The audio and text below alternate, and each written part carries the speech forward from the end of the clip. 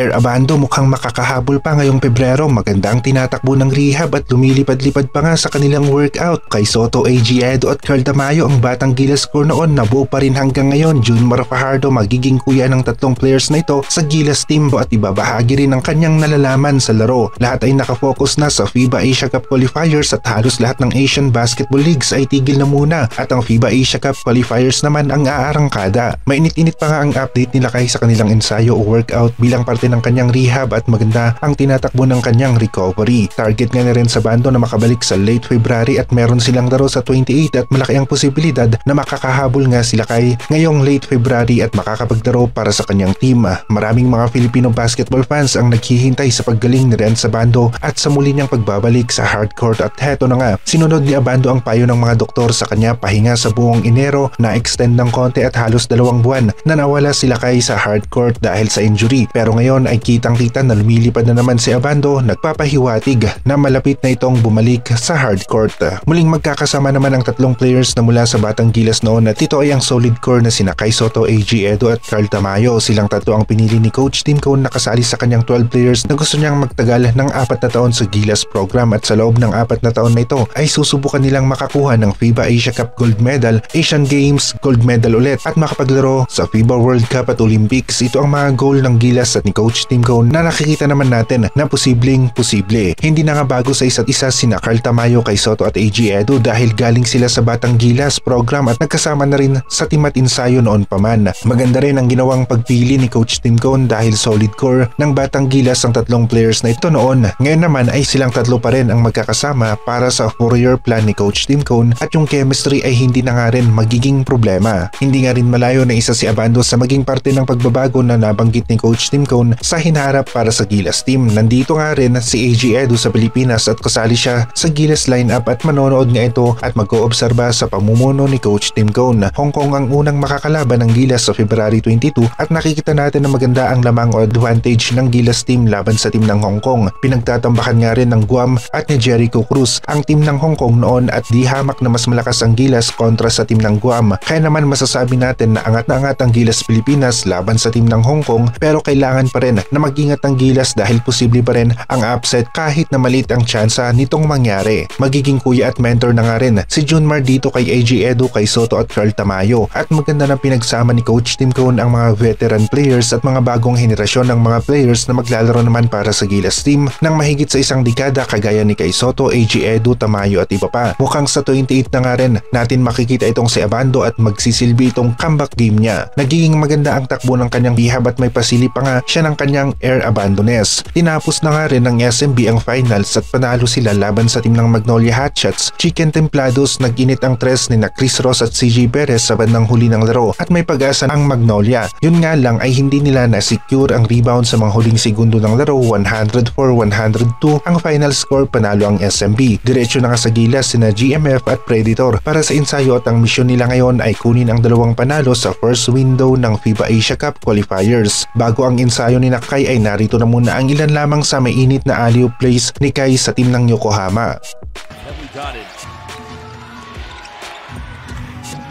plays, Kai Soto.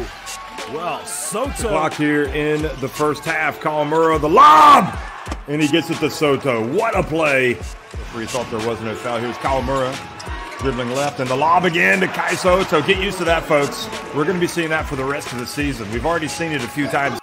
Inaasahan na natin na magkakatambakan sa laro ng Gilas laban sa Hong Kong at ipapakita ng Gilas ang kanilang lakas sa first game nilang ito. Halos lahat ng mga players ni Coach Tim Cone ay nagliliyab mula sa PBA, Fajardo at Perez, Japan B1 B-League, Kai Soto at Dwight Ramos na maganda ang ipinakitang laro. Kevin Kiambao na mula sa SGA at yung iba pa ay nakahanda rin na ibuhos ang lahat sa first window para masigurado ang first 2 wins para sa bansang Pilipinas.